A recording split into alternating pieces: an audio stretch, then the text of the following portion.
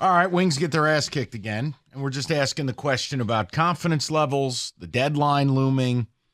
I don't see how anybody could be all upset if they don't make a move. I think it's pretty clear.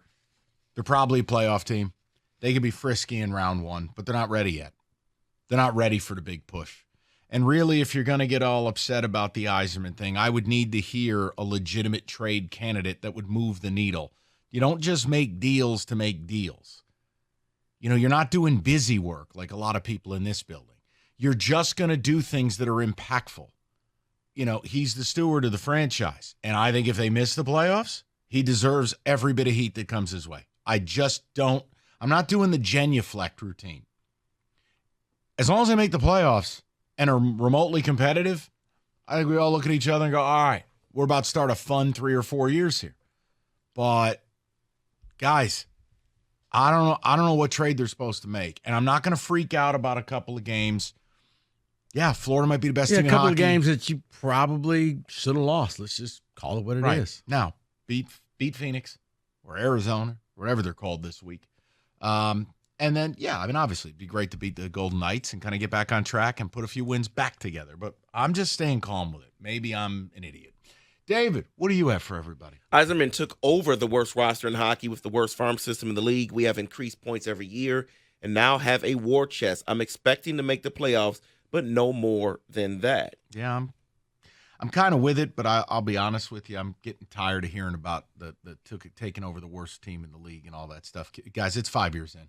You got to let go at some point. That's like when people would blame Matt Millen 5 years later. Like, you got to let go at some point now. They got to make the playoffs. I don't think that's unfair. If Edmondson is far superior to several defensemen on the Wings, how is he not up already? Because they don't have roster room and they have signed players with term. This is me being Kenny. Kenny, is that the appropriate Hockey Elite answer? That is correct. A+. They're blocking him. My man, pots and pans. Thank you, Kenneth. Another one for you, though, Kenny. Guys, why weren't the Wings all in on Noah Hannafin? It shouldn't be acceptable for the Wings to stand pat. It was a first, that was a third. I believe a fifth rounder was involved in that trade, too. I don't know, man. That's a little rich for my blood. For a guy who might not even extend here.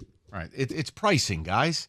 You're giving up 3-4 draft picks or 3 players and a player for a guy who may not re-sign here. And no offense, but Noah Hannafin, nice player.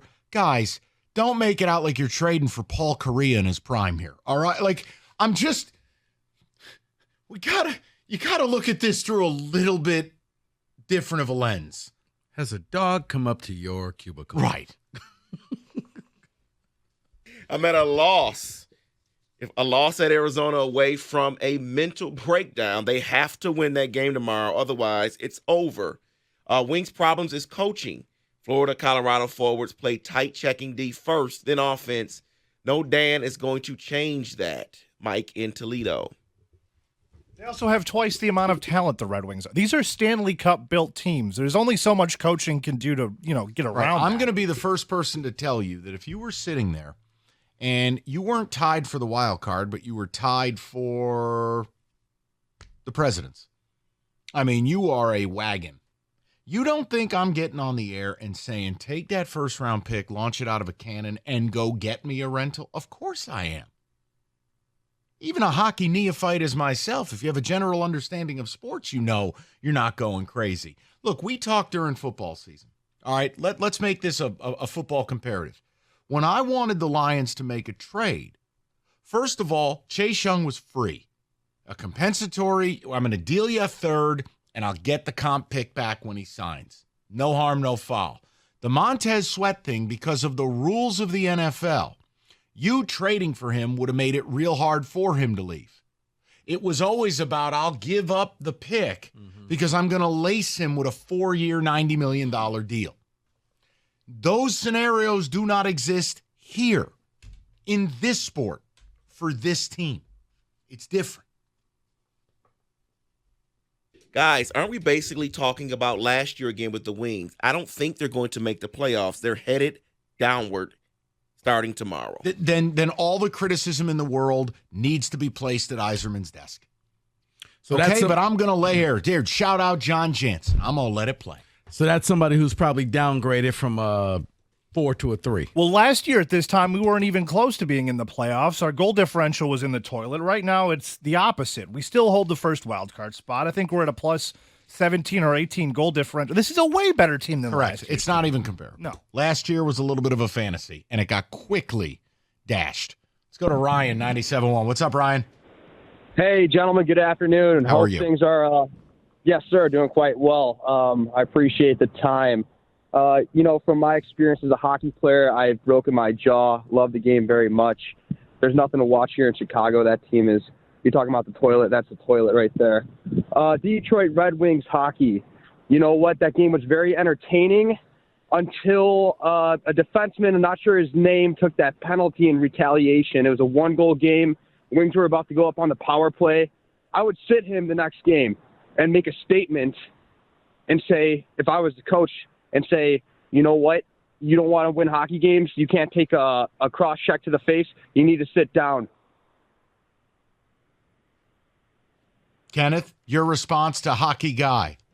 I don't know, man. I think that's a bit aggressive. I mean, we are not built like the Florida Panthers right now. A lot of guys aren't taking cross checks to the face. If you want to say we need somebody to protect Dylan Larkin or something like that, then yeah, I can get behind that. Yeah, I think there's a look. Unfortunately, the way it used to be, those days are gone. The NHL has done everything in a willful manner to get rid of enforcers. Yeah. So, do you need to play with more of a physical edge if you're going to win a Stanley Cup? Probably. Is that the type of thing we need to start looking for as we move forward? Yeah. I mean, all jokes aside, it's why Kenny brought up his man Gudis. Dude's got a bad attitude and a great beard. But no, I just don't think you're going to goon it up. Those days are gone. They've been gone for 15 years. Let's go over to Nick, 97.1. Nick, what's going on, buddy? Hey, guys. I appreciate the call. You guys got a great show. Thank you. Hey, listen, I could honestly make an argument probably with Kenny that the Yzer plan's A-okay. We're probably on year 3 or 4, but I'm not going to do that. His goal was to make the playoffs in 5 years. We're at our 5th year.